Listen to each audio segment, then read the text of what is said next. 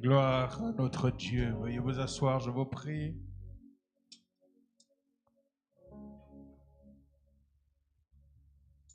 Nous arrivons au terme de 8 jours de convocation, de convention. En fait, c'était une convocation devant le Seigneur pour faire le bilan de 27 ans de ministère, pour savoir où nous en sommes et si le Seigneur devait nous enlever comme il l'a fait pour son serviteur, il nous présenterait notre gâteau. La question est alors, quelle serait la portion qui représenterait l'accomplissement de l'œuvre de Dieu qu'il nous a confiée? Est-ce que nous aurons un gâteau dont plus de 50% de la tranche aura été enlevée parce que nous aurons accompli plus de 50% de notre appel, de la vision de Dieu, ou est-ce que ce serait moins de 1%?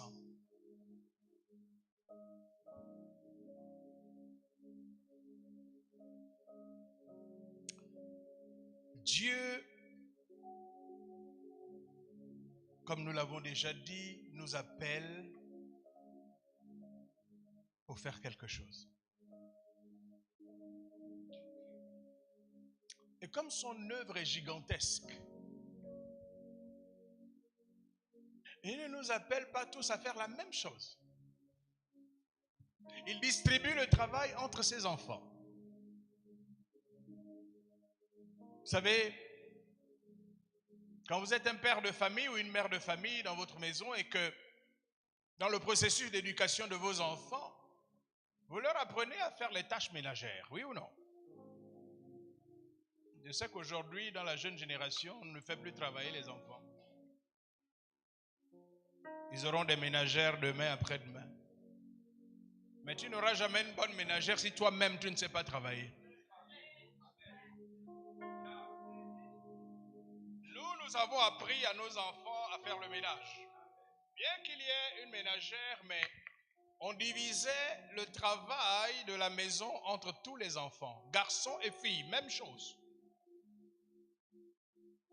Chacun passait à ton tour. Aujourd'hui, c'est X qui lave les assiettes, l'autre balaie le salon, l'autre balaie sa chambre. Donc chacun avait sa part de travail. Et ce travail était partagé entre les enfants dans quel but? Pour que la maison soit propre, bien tenue, arrangée, où ensemble nous pourrions vivre de manière confortable. L'œuvre du Seigneur est grande. Vous savez, les desseins du Seigneur, nous ne pouvons même pas l'imaginer. Mais parce que Dieu, qui nous a sauvés, nous aime et veut nous rendre participants à son programme divin, il nous appelle. Et quand il nous appelle, il nous confie une tâche au milieu de toutes les tâches qu'il y a à accomplir pour qu'il accomplisse son but à lui. Et Dieu s'attend à ce que toi, tu fasses ce qu'il t'a donné de faire. C'est sur cela qu'il te jugera. Il ne te jugera pas parce que tu n'as pas eu une méga église.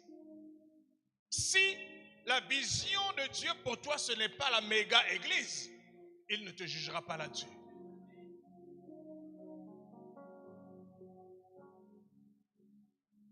Nous ne sommes pas là pour choisir notre vision. Vous savez, Parfois, je me tiens devant le Seigneur, je dis, mais Seigneur, c'est un peu compliqué ce que tu nous as donné. C'est une affaire un peu compliquée. Être une maison d'adoration et de prière pour toutes les nations et pour Israël. Je dis, les gens n'aiment pas ça. Il n'y a pas de, comment on va dire ça? Ça n'attire personne. Ça n'attire pas les regards. Ça n'attire pas la foule.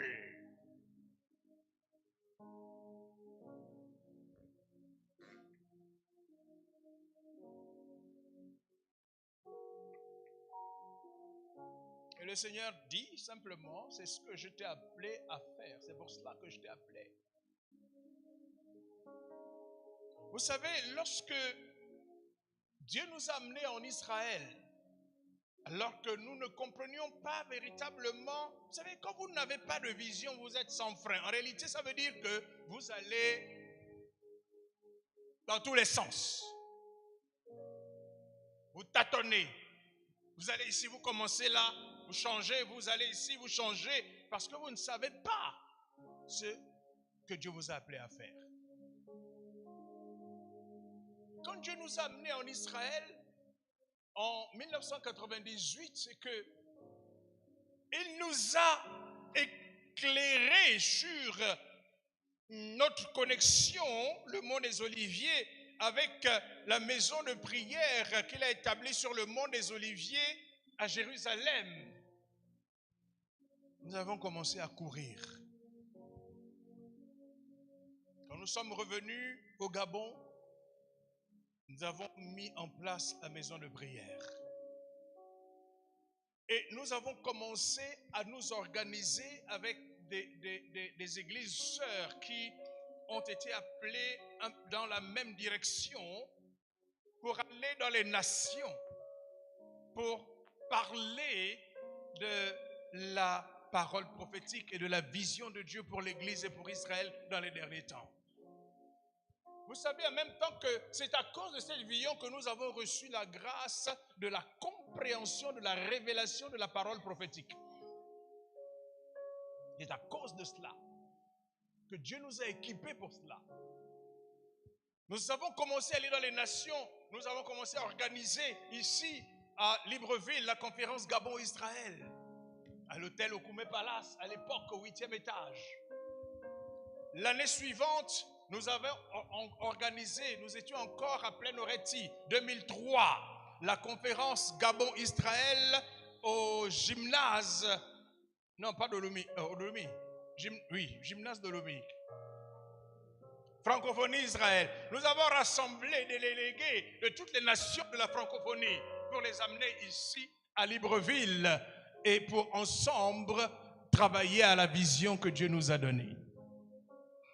L'année suivante, nous sommes partis au Cameroun, à Douala. L'année d'après, nous sommes allés à Dakar, je crois. Et nous avions le projet de continuer en Côte d'Ivoire, au Burkina Faso. Et quand nous sommes allés à Jérusalem, le responsable du ministère Jérusalem House of Prayer for All Nations, Tom S., était en train de, parce que j'étais membre du Conseil international des anciens, il était en train de dire dans le conseil, je ne sais pas comment ces gens-là font pour aller de nation en nation pour parler de la vision de Dieu des derniers temps pour l'Église en faveur d'Israël. Nous n'avons reçu aucun franc d'eux. Ils se demandaient, mais comment nous faisions? Nous financions cela par nous-mêmes. Et nous ne regardions pas à la dépense. Nous n'étions pas des richissimes, mais nous le faisions avec ce que nous avions. On a parlé de la passion. Quand vous êtes passionné pour ce que Dieu vous a appelé à faire, vous ne comptez pas. Vous ne comptez pas.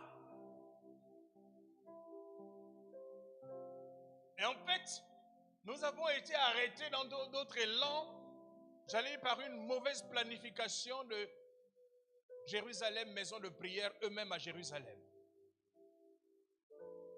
Nous avons été bloqués dans notre élan parce qu'eux, ils planifiaient d'aller en Côte d'Ivoire avec le soutien d'une grande dénomination de la Côte d'Ivoire, mais ça ne s'est jamais fait. Ils reportaient ça d'année en année et du coup, ça nous a bloqués dans notre élan. Je vais dire non seulement qu'il est important de comprendre la vision, ta vision dans l'œuvre de Dieu, ce que Dieu t'a donné à toi, mais il est aussi important d'aimer la vision. Tu dois aimer la vision que Dieu t'a donnée. Mon des Oliviers, vous avez une vision, vous devez aimer la vision que Dieu vous a donnée. Si vous n'aimez pas la vision que Dieu vous a donnée, vous allez vous chercher votre propre vision. Et un jour, Dieu vous dira que vous n'avez pas couru pour lui. Un jour, Dieu vous montrera votre part de gâteau et il vous dira la tranche qui représente ce que vous avez fait est insignifiante.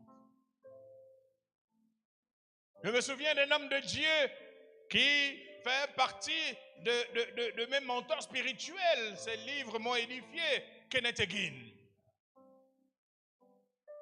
Il raconte dans un de ses livres comment, appelé par Dieu, il a servi Dieu pendant 40 ans dans l'enseignement de la parole. Et c'était un enseignant extraordinaire. Et puis un jour, Dieu l'appelle et Dieu lui dit, tout ce que tu as fait là, durant les 40 ans, tu n'as rien fait pour moi. Il dit, mais Seigneur, c'est pas possible. Je suis parti dans le monde entier. J'ai enseigné ta parole.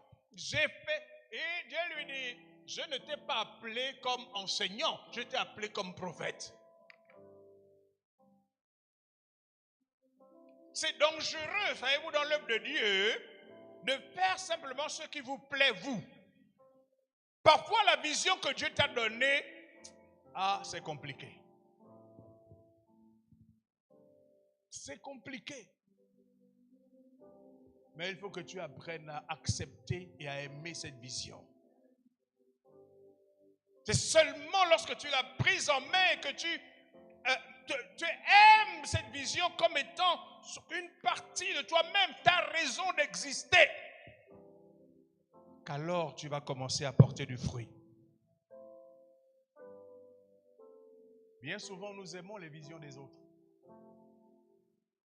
Parce que c'est des visions à succès.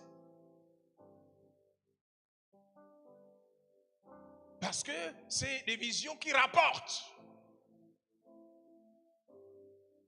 Mais vous savez, tout ce qui touche à la prière ne rapporte pas. De moins visiblement. Parce que les chrétiens n'aiment pas la prière. La prière est un fardeau, ils n'aiment pas la prière.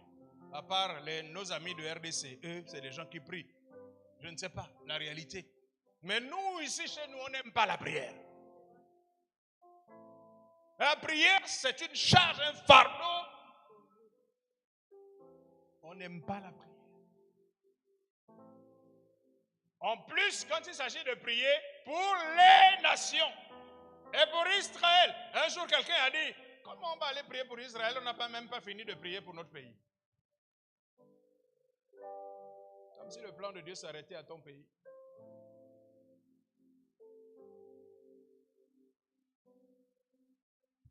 Tu n'es pas juge de la vision que Dieu te donne. Tu l'acceptes par obéissance.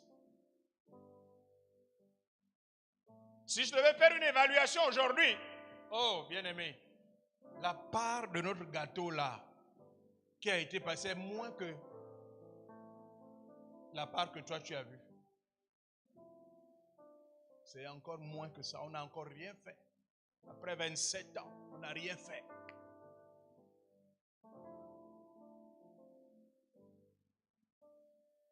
Nous devrions être la tête de pont d'une maison de prière qui tourne 24 heures sur 24 dans cette ville de Libreville. Pour amener les nations au salut, y compris notre nation, bien sûr, et Israël. Dieu compte sur nous. Vous savez, parfois, vous voyez des évangélistes, ils vont remplir les stades. Et vous l'admirez. Mais derrière ça, il y a d'autres appels qui, dans leur obéissance, ont engendré cela.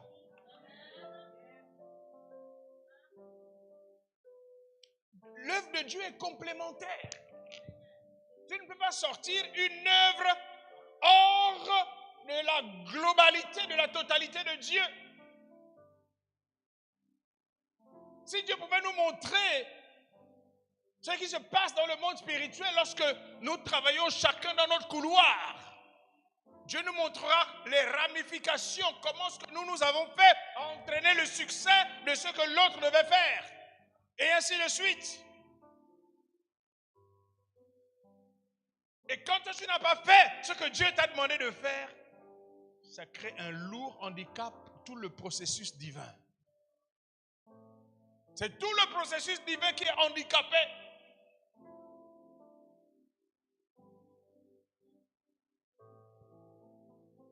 Je vais dire qu'au sortir de cette convention qui a rassemblé la famille, le monde des Oliviers, nous devons repartir avec de nouvelles résolutions, comme a dit l'évêque Mawit. De nouvelles résolutions. Dieu nous a appelés comme une famille avec un travail à accomplir. Et ce travail va participer à l'accomplissement de son plan global. Comme chaque église, chaque ministère, recevant un appel précis, travaillant dans son appel, coopère avec les autres sans le savoir dans l'accomplissement du plan divin. Il n'y a pas une vision plus grande qu'une autre. Il n'y a pas une vision plus belle qu'une autre. Il y a seulement une tâche qui est confiée à une personne, à une communauté, en fonction des grâces, des dons que Dieu a libérés pour eux.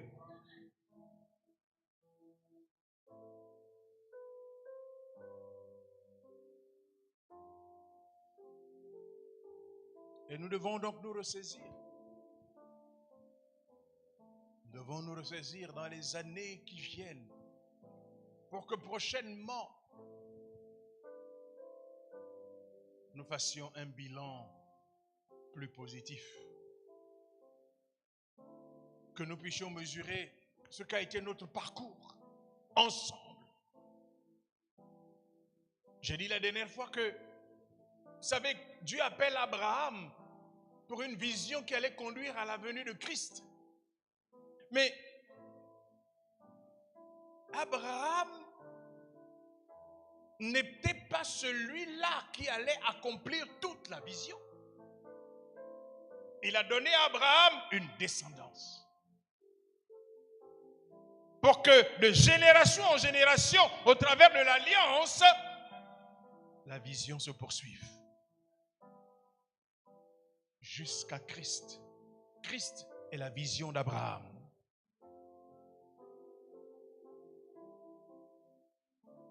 Mais ça ne s'arrête pas seulement à la première venue de Christ. Ça s'arrête à la seconde venue de Christ, lorsqu'il viendra établir son règne en tant que fils de David, roi d'Israël et roi de toutes les nations.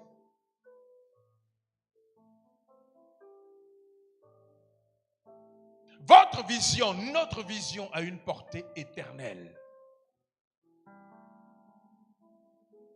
Elle a une portée éternelle. Nous existons désormais en Christ pour accomplir cela. Nous ne sommes pas en Christ, comme pensent beaucoup, pour que nous devenions riches, pour que nous devenions, je ne sais pas quoi, célèbres. Non. En Christ, notre existence est déterminée par ce que Dieu nous appelle à accomplir sur la terre. Et tout ce que Dieu te donne, c'est pour ça. Le mari que Dieu te donne, la femme que Dieu te donne, les enfants que Dieu te donne, les moyens que Dieu te donne de sa vision.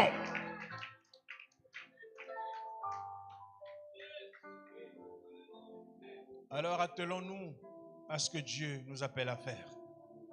Ça peut être difficile, Mais souvent c'est difficile parce que nous mettons Dieu à côté. Parce que comme je l'ai dit, en réalité, celui qui accomplit la vision, c'est Dieu lui-même. C'est Dieu lui-même qui l'accomplit, mais tu n'es qu'un instrument sur la terre qu'il utilise dans le visible pour qu'il accomplisse cette vision.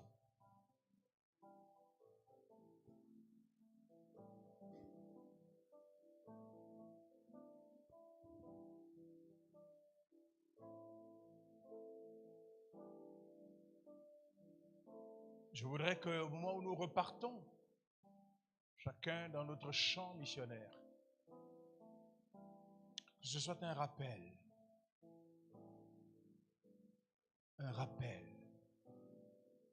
pour que nous ne courions pas dans tous les sens. Dieu est un Dieu organisé. Le ciel est organisé. Vous n'allez pas voir deux anges faire le même travail, l'un et l'autre. Non, chacun a son travail.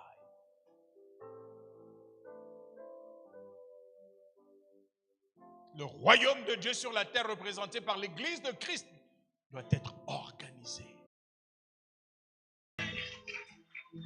Veuillez vous asseoir une seconde si vous le pouvez. Alors que nous clôturons cette convention Rahav 2023, notre prière à l'Éternel, le Dieu d'Israël et notre Dieu par le Seigneur Jésus-Christ, et qu'il vous ramène dans vos champs de mission respectifs en paix et en sécurité. Que vous repartiez avec une nouvelle force spirituelle et la ferme vocation d'être des fils héritiers de la vision de Dieu pour le ministère des églises, le Mont des Oliviers, Association missionnaire Terre Nouvelle.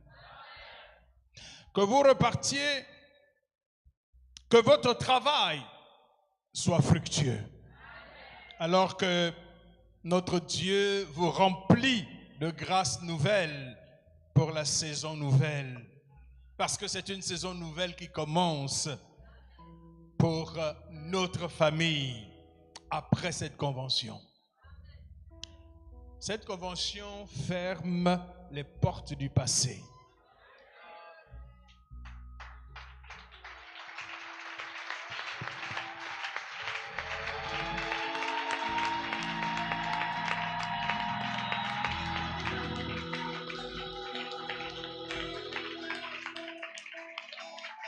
Elle ferme les portes de nos anciennes faiblesses. Elle ferme les portes de nos insuffisances d'hier. Elle ferme les portes de tous nos manquements par rapport à l'appel de Dieu. Et elle ouvre la porte. Elle ouvre la porte d'un avenir dans lequel, avec l'assistance de Dieu, nous élargirons l'espace de la tente de la famille, le Mont des Oliviers, et de sa vision, qui est d'être une maison d'adoration et de prière pour toutes les nations et pour Israël. Préparant le chemin pour le salut complet d'Israël à la suite de celui des nations, ainsi que le chemin du retour de notre Seigneur Yeshua en gloire sur cette terre, sur le Mont des Oliviers. La Bible déclare que ce jour-là, ses pieds se poseront sur la montagne des Oliviers et la montagne se fendra en deux. Alléluia! Et la Bible déclare que l'Éternel sera roi sur toute la terre. Devant le Seigneur notre Dieu, qui nous a réunis durant 8 jours pour nous parler et communier ensemble en tant que famille avec lui. Nous nous engageons à être des continuateurs de sa vision donnée au Père nous prenons l'engagement personnel de rechercher notre Dieu, de rechercher sa présence et son intimité, afin que par son esprit, il nous guide dans l'accomplissement de sa pleine volonté. Père éternel, levons-nous ensemble, s'il vous plaît, et étendons nos mains vers le ciel. Père éternel, Dieu de l'Église de Jésus le Messie, Dieu de la famille Le Mont des Oliviers, que tu nous bénisses et que tu nous gardes fidèlement dans l'accomplissement de ta volonté, de ta vision pour notre famille. Que tu fasses luire ta face sur nous et que tu nous accordes la plénitude de ta grâce. Que tu tournes ta face vers nous et que tu nous donnes la paix. Recevez maintenant la bénédiction apostolique selon 2 Corinthiens 13, verset 14.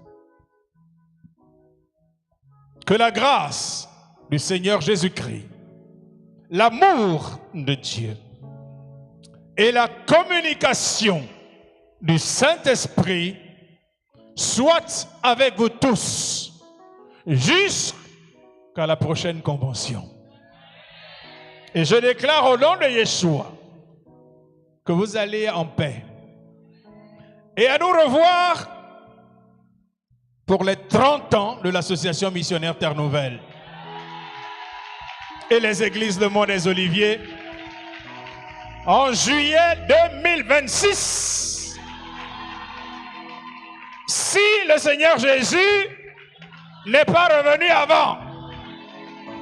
Alléluia. Merci Seigneur. Allez tous dans la paix, dans la joie, et que le Seigneur soit glorifié dans vos vies. Au nom de Yeshua. Amen.